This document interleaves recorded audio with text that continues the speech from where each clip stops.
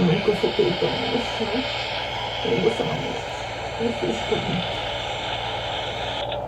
Tá legal, crianças. É hora de sair e cantar uma rodada de depressão. Passou 7 horas hoje no Instagram olhando as fotos do noivado da ex-melhor amiga enquanto comia chapelão de babas. Agora está com dor no maxilar e ela vai assistir ao clube de adolescente pela 7ª vez até cair no sono. Such that any alliance between us must be regarded as a highly reprehensible connection. Ansiedade, crise de pânico e toque vivem separadamente. Barry, acorda. E aí? Estranha. Sei que não você agora. Fez pra me rejeitar. Valeu. Bora botar ela lá atrás. Não é incrível essa?